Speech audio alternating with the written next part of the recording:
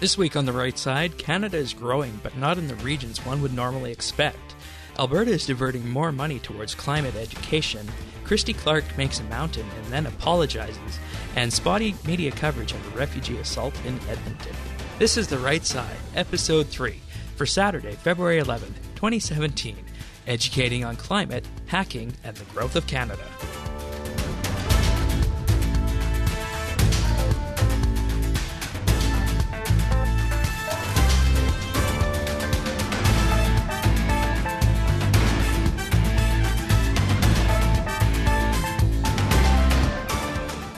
Hello, everybody, and welcome to another episode of The Right Side. Shane and Patrick here. Hello, everyone. We are the podcast that aims to cut through the sensationalism and bias that appears in most of the mainstream media news coverage these days, which is very apparent unless you're not out there looking for that and you're just maybe watching the news for some entertainment, like they appear to be marketing themselves to do for ratings and all that other fun stuff that they want to do to try and make the news appetizable to, I guess, the widest number of people, but that causes its own set of problems, doesn't it? Yeah, I think if you're just watching it for information, that's what you want is information. You don't want opinions or sensationalist ideas. That's right. That's right. That you don't normally want. Yeah, most definitely, and that's what we aim to cut down on. But a couple updates just quick from last week. We are now officially on iTunes. Took a while to get that approved through Apple, but if you want to subscribe to us, if you're listening via download or maybe you're listening elsewhere on YouTube, rightsidenews.ca/iTunes, that'll take you directly to the show iTunes page to subscribe to us. And also, if you're watching on YouTube, you could subscribe there. But hey, sometimes audio works better, and you just want to get it through iTunes. So, the right news rundown for this week. It's Saturday, February 11th. What do we got? What are we opening up with this week? Well, it looks like our Canadian article for this week has the release of the new information from the 2016 Canadian Census. And the article I've picked here shows that the census shows that the Conservatives still hold sway in Canada's fastest-growing regions. So this is something that I found that was quite interesting.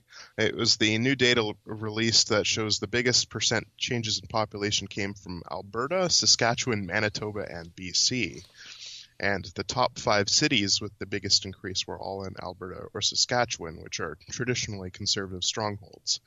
These were Edmonton, Calgary, Lethbridge, Saskatoon, and Regina. And the author here notes that the ridings held by the Conservatives on average had a bigger increase, while the Liberals had mixed increases, and the NDP ridings shrunk on average. This kind of makes sense as the Liberals hold all of the Atlantic Canada ridings, which overall increased by just 0.2%, which includes New Brunswick, the only province that actually dropped in population at 0.5%. Poor New Brunswick. Yeah, poor New Brunswick. National average increase of was 5%, pretty much even there. Ontario, as a first, was actually below that at 4.6%, and Quebec was even lower at just 3.3%. All right. Yeah. So this is something I found that was pretty interesting. 82% of Canadian population now lives in large and medium-sized cities across the country, which is one of the highest concentrations among G7 nations. I knew that was a growing trend, because a lot more people live in cities nowadays, but that Canada's the highest among G7 is quite something when you think about it. Yeah, and it's interesting that we even beat out the US on this when you factor in the huge population clusters of the east and west coast. But I mean, I guess that does have the potential to be overdone by the vast expanses in between. Yeah, well, and even just how many cities they have in the States is pretty staggering. But the fact that we beat them out is quite something. All right. Yeah. It also showed that the 3 biggest metropolitan areas in the country, which is Toronto, Montreal, and Vancouver, are now home to more than 1/3 of all Canadians, with a combined population of 12.5 million. So Okay, that's so that kind of relates to the stories we were discussing last week with electoral reform. exactly, and how things like that would take effect in the House of Commons. And it's also said that any changes to representation in the House of Commons won't take effect until after the next census, which would be in 2021. But if you're a conservative supporter, the 2011 and the 2016 censuses point to the trend continuing of the West growing bigger, which is quite something for us. Because I live in BC and you live in Alberta, and we're two of the provinces that produce the most growth, so clearly we were doing something right. Yeah, and I think that this in general continues a trend that we saw from the mid-2000s onward, and it's been documented quite well before that it is a shift essentially from the old East to the new West for not only where the population growth is going, where the economic engine is, but also where most of the big corporations are choosing to make their homes nowadays. If we weren't in an energy downturn right now, we would definitely be seeing this. And, I think the fact that this census kind of underlies that fact shows that is indeed a trend that actually is going to be continuing going forward.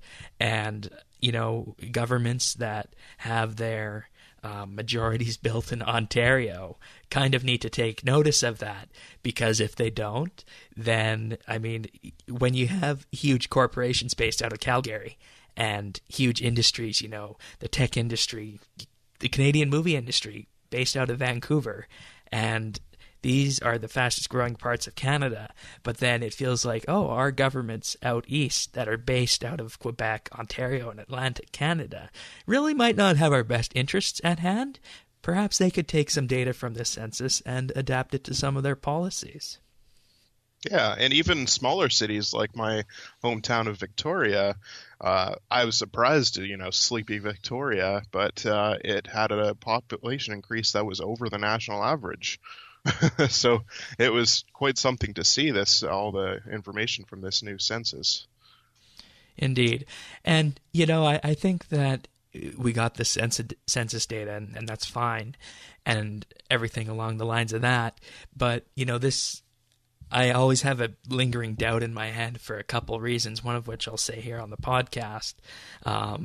Anytime you force people and, use, let's just say various forms of persuasion, such as fines and potential jail time for not filling out censuses, I think that kind of goes counterintuitive to what our idea of a democracy and a free, liberal Western nation is based upon the fact that, you need to give this data to the government every 5 years. And if you don't, you're liable for jail time and maybe a fine as well.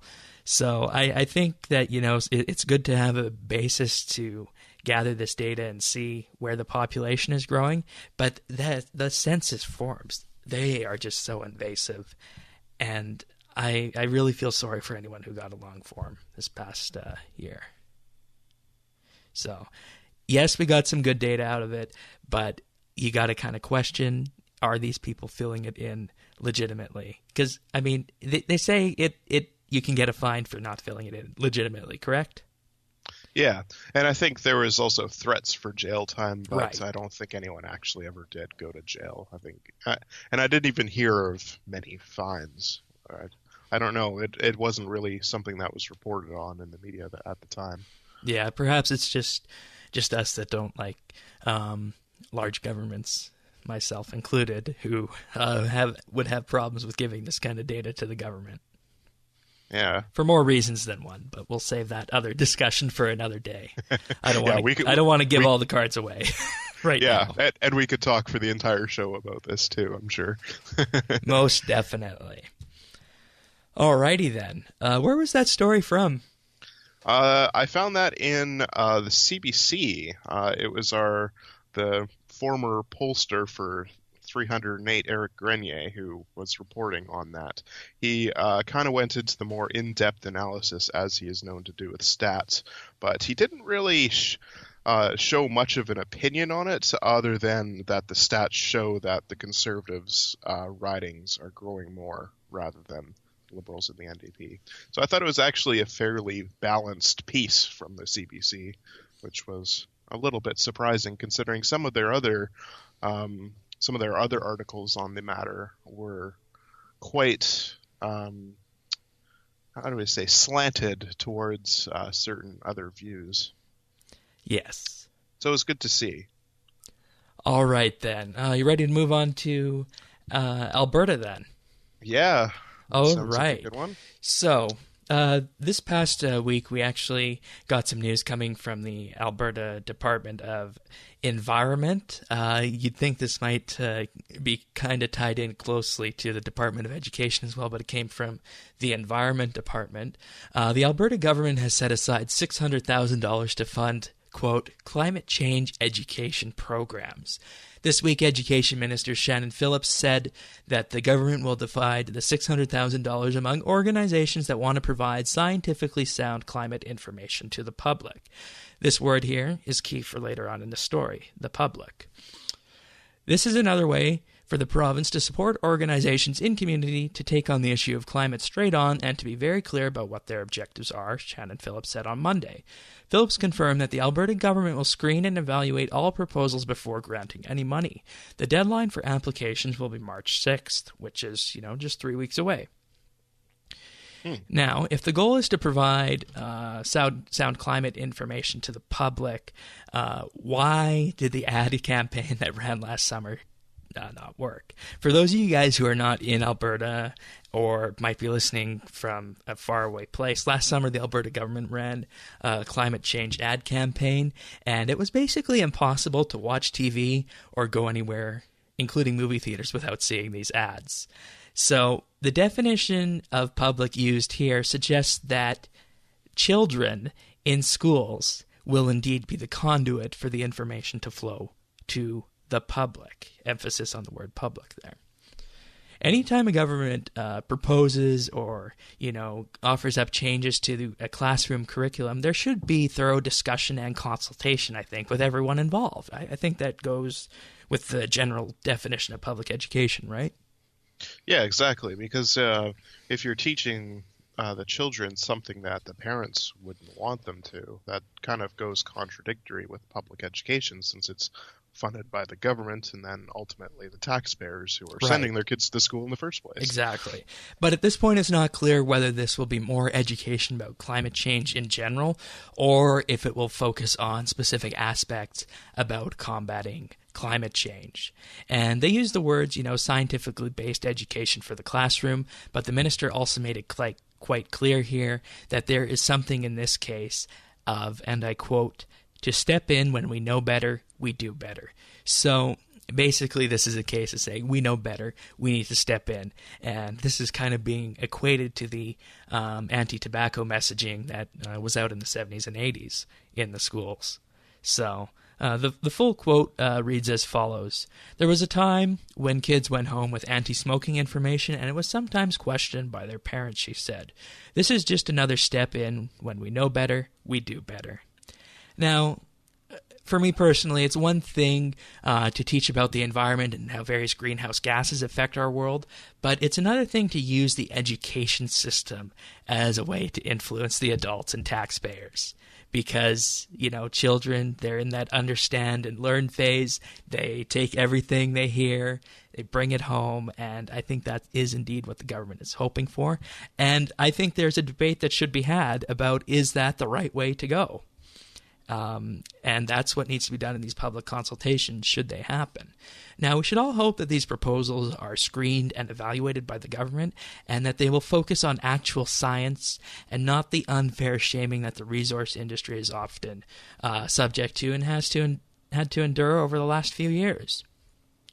The resource industry is already focused on by many third-party organizations who have negative campaigns constantly running that seem to want to undermine this resource industry, which at the end of the day undermines prosperity for all Albertans and all of Canada, because out west, resources are what drive our economy. So. Yeah, and I think something that's really important to take away from this is that when you're teaching someone in the education system, over the years we've had to really fact check on what we're teaching kids. I know when I went to school, there were lots of things that teachers would tell us, and they would be patently false. But then when we brought it up to them, they wouldn't relent. So I think what we have to make sure is that teachers are teaching kids what's true and Right. not just what opinions Like- are, which is, in this case, it seems like they're trying to turn the education system into the mainstream news or media. another arm of the government, really. And there's going to be a classic test for this. It's going to be if you're learning about resource extraction in science and the environmental side effects to it, questions that should be answered are is it called the oil sands or is it called the tar sands? How much greenhouse gas emissions come from the Alberta oil sands globally, and how much per day environmental greenhouse gas emissions come from the coal-fired power plants that China is opening up each and every day. And there should be some also discussion about carbon neutrality with the huge boreal forests that, cover most of northern Canada. Is northern Canada carbon neutral as it is right now based on the emissions and the force that we have? That's a discussion that should be happening whenever we talk about climate and the environment in northern Canada, which doesn't seem to happen all these days. Even not just in northern Canada, but southern Canada, when you refer to like the Ontario Canadian Shield or all of the rainforests that are in BC. I mean, there's a lot of trees in this in this province for sure, and in all of Canada. Yeah, most definitely. But anyways, this story came from the Calgary Herald, and there was no discussion about the other side of the story about whether or not there will be consultations. There was no discussion about is this going to focus on the oil industry, because this is an Alberta-based curriculum, and that seems to be the standard whipping boy for people who want to criticize the environment here in Alberta. So lots of questions going forward. And, to hear about this, a month before proposals are due, that seems kind of fishy. Normally there would be more time than 4 weeks to get proposals in for this. So we'll just have to see where this goes from here. Yeah. It's going to be, as always, living outside of Alberta, it's always interesting to see what their government is coming up with next. Oh, yes. Anyways, what do you got for SNBC? All right, so this is a story that's been developing over the week, and I think if you live in BC, you've probably heard at least some part of this, but what part you might have heard is could definitely be either partial or slanted towards one thing. So I'll give you the full story here. This is Christy Clark apologizes to the NDP for hacking claims. So here's the full timeline. On Tuesday, a Vancouver province columnist reported on a leak of personal information of Vancouver Island Liberal supporters. And then shortly after that, Premier Christy Clark then told a Vancouver Sun reporter in a live Facebook interview that the NDP itself was responsible. And the next day, on Wednesday, after this blew up, she blamed the media for focusing on it rather than her jobs plan. And then the next day after that, Thursday, she said she might have jumped to conclusions, but she didn't apologize for the remarks, saying that if the NDP wanted an apology, they'd have to ask for one in the legislature officially. And, of course, yesterday on Friday, Clark apologized to the BC NDP leader, John Horgan, for claiming his party hacked the BC Liberal website and stole personal information. She said, and I quote, "Earlier today, I called the leader of the opposition and I apologized to John for comments I made earlier this week. It is further proof of the fact that when we jump to conclusions and we make a mistake, we should own up to it. And I have no problem saying sorry because I made a mistake and I shouldn't have jumped to those conclusions as quickly as I did. When talking to the Vancouver Sun, I made a mistake and I want to do as much as I can to make that right today, to offer my apology to John, which I've done, and I hope I get a chance to talk to him directly later when he returns my call." So this was something interesting. It was kind of making a mountain out of a molehill here throughout the week by saying it was hacked and then blaming the media for covering it rather than not covering it, because we're in election season. So basically anything that the party leaders are saying or are going to talk about it. Yeah, and if there was something she definitely wanted to move attention away from, I could definitely see, doubling down on this being the right way to go about this. And, when there's no other news to do that, well, this is going to get covered instead. Yeah, exactly. And it was a pretty slow news week for BC, so this is basically the one thing that got covered across all media. Horgan said he had yet to listen to Clark's voicemail because he was delivering a speech at the Greater Vancouver Board of Trade, but he said he'd get around to it later to judge whether he will accept it or whether it will be enough to end the NDP's threat of legal action. He said, and I quote, "This is just the weirdest thing in the world. She created a problem for herself. She's been making it a bigger problem as each day goes by, and now it's incumbent on me to get in the madness with her. Making stuff up is not just about politics. I think it speaks to character and speaks to principled leadership. You should not make things up." Which is kind of funny because Horgan's, of course, made up things in the past, as I think most politicians probably have done in their lives. So he's kind of calling the kettle black on this one. But anyways, the BC Liberals spent much of the past week claiming someone from the legislature was responsible for, quote, hacking their website, because an IP address, as they call it, the equivalent of a digital fingerprint, was traced from the party website to a computer at the legislature. So what was interesting about this one is currently in the legislature, the BC Liberals hold 47 seats. The NDP have 35 seats. The Greens have 1, and there are also 2 independents. So if you're tracing it from coming from the legislature, I think that probably they were hedging their bets and saying, well, there's a 97% chance that this was the NDP, so let's go with that. But it turns out it was actually independent MLA Delta South of Vicky Huntington. She said Friday it was actually one of her staff who had accessed the information and that the BC Liberal Party had left it on its website without any password protection or encryption. Oops. So this is why Clark ended up apologizing after doubling down on Thursday. So it was a huge snafu over nothing. And Clark said her party will be making vigorous efforts to improve security. So in my opinion, I think this was just making a huge deal out of nothing because she off the cuff said in an interview that the NDP was responsible for it when she really didn't have to say anything at all.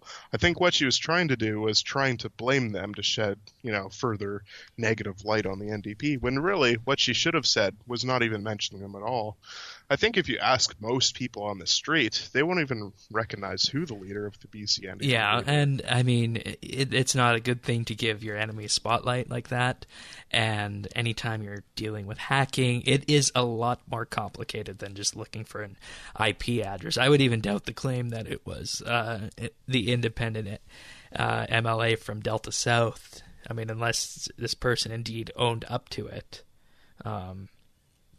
Like they said, it was one of their staff, but how can you be?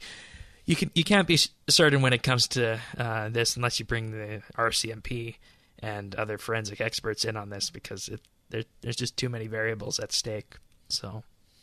Yeah, and I think what's even more interesting is that the MP herself, Vicky Huntington, is also retiring and is not running in the upcoming election.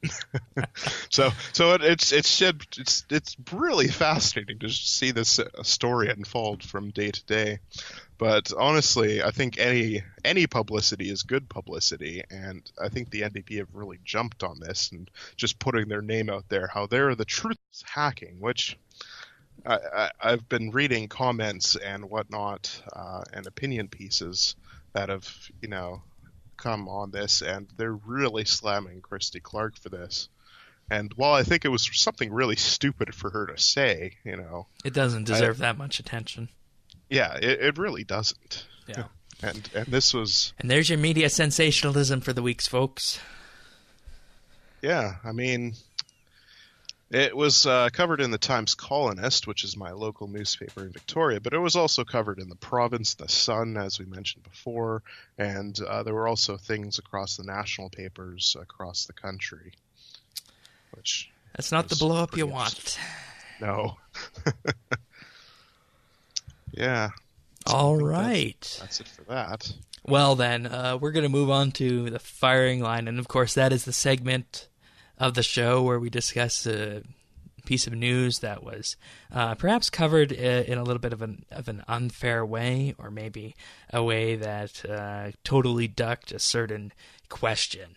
And this week's firing line segment is, and I quote from the headline, "Man charged after multiple sexual assaults at West Edmonton Mall water park." So on Saturday the 4th of February, a 39-year-old man is facing 6 counts of sexual assault and sexual interference after 6 girls were reported that they were inappropriately touched at the water park. All 6 girls were under the age of 16. Police arrested a man on the scene and took him into custody. He was Soliman Haj Soliman, a Syrian refugee and father of 6, and he has been charged with 6 counts of sexual assault and 6 counts of sexual interference. Now, at this point, this is when the story takes a turn and focuses preemptively on removing any possible negative backlash that there may be because the offender was a refugee. Global's own coverage on the TV news pivoted to the Alberta Muslim Public Affairs Council, who says that such an attack is just shocking. It's certainly an isolated incident, were the words that they used. Fast forward to Friday, CBC News penned a tweet asking, "When a refugee faces criminal charges, should the public be told?" The CBC then rhetorically asked, "My question would be, would we have run additional background details about this person if they were a gay man, a gun owner, if they were Jewish, if they were a fundamentalist Christian, if they were a recent arrival from the United States, if there were any number of other identifiers?"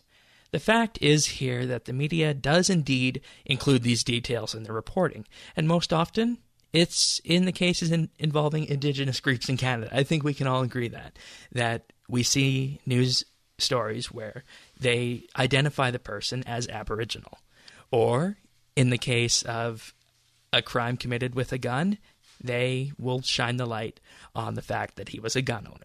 So yes, the mainstream media does do this, and it is entirely fair to do this in this case as well. Yeah, exactly. Just look at the last week's news episode of the Quebec shooting. Right. They went into the guy's Facebook feed. Yep, and they focused on his likes of Donald Trump and French presidential candidate Marine Le Pen. So yeah, they would run out additional background details. It's media. It's the news. They always try and pull out everything that they can to suit their own narrative. Yeah, exactly. And then, all media introspection aside, this is a conversation that should be happening in Canada. It should be happening for many reasons, but 2 of the very key reasons this should be happening are that the Syrian refugees have been here for almost a year now, and they're moving into the period in which they'll be moving off of government support. We have a right to know what's happening with these new arrivals in Canada. The vast majority of them were government-sponsored. Therefore, taxpayers' money went into funding them. Everyone has a right to know how they're doing. Secondly, there has been more migrant violence across Canada. It just hasn't been reported. The media actually hasn't chose to do actual journalism on this subject. The Rebel at therebel.media did an entire series of videos focusing on migrant violence in schools from BC to Alberta to Ontario all the way over to Nova Scotia. And did we hear anything about this in the mainstream media? No, not a single peep. The Rebel has put this up at therebel.media/schoolyard-scandal. And, quite frankly, we're lucky we heard about this in Edmonton. And perhaps the only reason we heard about it is because it took place at West Edmonton Mall, which is the largest shopping mall in Canada. If it didn't take place there, I think there's a good chance we might not have heard about this. Yeah, I mean, I certainly didn't hear about it until you mentioned it to me. I didn't see it in any of our local Right. newspapers. It was certainly covered in the national media, And but I didn't see it on you know, TV the real whatsoever. clincher about that is the only news media that really mentioned that he was a refugee until the questions started swirling about this was Global Edmonton on their TV newscast. Prior to that broadcast, it wasn't mentioned on any of the websites that the guy was a refugee. It wasn't mentioned on Global, CTV, CBC.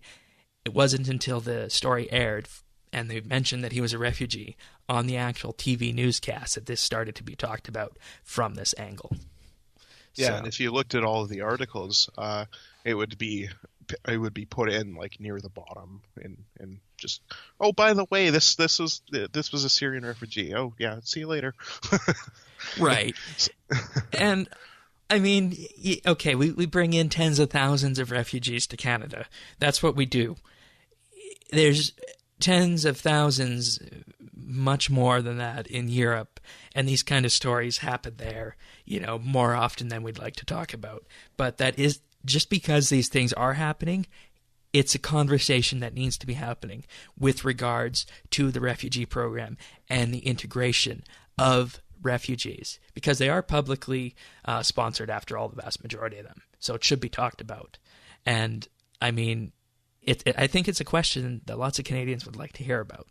And the fact that it's so hush-hush that we can't take the risk of offending people because of a religion, that is a problem when journalism and the mainstream media should be out there to inform people of the actual events that are happening and not be casting a shield on the events themselves. Mm-hmm. Yeah, it's quite something when they just decide to not report specific information on a story that's very critical to understanding the actual story itself. Oh, yeah, most definitely. And, I mean, we, as Canadians, are known for our refugee programs and the success that they can bring. There's no doubt about that. But because of all those huge successes in the past, in my opinion, we do need to be on the lookout for cases where the program might not be working, because we want to keep it up to that level of standards. So, anyways, hopefully this story has been informative and insightful to you guys. If you guys have not heard it from wherever you are, it's out there now. This is definitely something that should be talked about going forward. Mm-hmm. And if any cases come up, unfortunately come up in the future that are similar to this, I think the media should be doing more due diligence in reporting what all the facts are, rather than holding some back just because they might not be politically correct, or they might not fit with the narrative. Yeah, exactly. Alrighty, well, there's the firing line segment for this week. Definitely very fiery. Difficult to report, and perhaps that's why the media also wanted to shy away from it. Yeah, and one wouldn't normally think that a water park would be fiery, but it definitely was this past week. Thank you. All right. I think it's time to move on to our next segment, which is the word of the week. So the word we've come up with this week is the word hack. Now, there's many different definitions, but the one we're concerned with is to gain access to a computer illegally. And I think this is the one that a lot of people tend to not know very much about. You see it all the time with teenagers on Facebook saying, LOL, hacked your account. And, they'll say their name at the end, right? When really all that happened was they let their friend access their phone, and their Facebook's password protected, so they go in and write a cheeky post, and they'll say it's hacked. So a lot of people, especially young people, really don't know what hacking actually is. And to expand on this just a bit, hacking, to break into different computer systems, wasn't actually initially called hacking, believe it or not. It was actually called cracking, because, you have to crack the system open, crack a vulnerability to gain access to it. in, the very beginning of computers and the computer science field, hacking was actually referred to as a good thing because you were hacking away at a problem, attempting to write code for it or write a system to solve a problem. So hacking has really been distorted over the last number of decades to be something negative, when at the very beginning of our computer society, it was a positive thing, believe it or not. So there's many definitions for the word hacking. Yeah, and security companies all the time hire hackers that can expose vulnerabilities in security systems just because they're the ones that know what to do. So it's not like hacking is always a bad thing. It certainly can be, but it's taken such a negative connotation that any mention in the media is often negative. Right. And most times it's not a hack. It's just, a vulnerability, like you said, with a password, Facebook account, or in the case of this week, the party, the BC Liberal Party. Yeah. And I know that there were a lot of allegations of hacking in the previous U.S. election as well.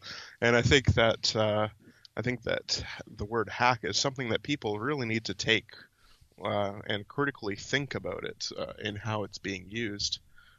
Because it's so often portrayed as being negative when sometimes it can actually be a good thing. I mean, certainly all the security companies and big tech companies employ hackers so that they can close their own vulnerabilities. Yep. Yeah. All right. Well, I guess we're through here then for this week. Yeah. If you guys want to find us, chat with us, you can find full show notes at rightsidenews.ca. You can also find us on Twitter at rightsideca, Facebook as well, rightsideca. And as we mentioned earlier, if you want to subscribe on iTunes, rightsidenews.ca/iTunes. And you can contact us there, interact with the show notes, and we look forward to hearing from you.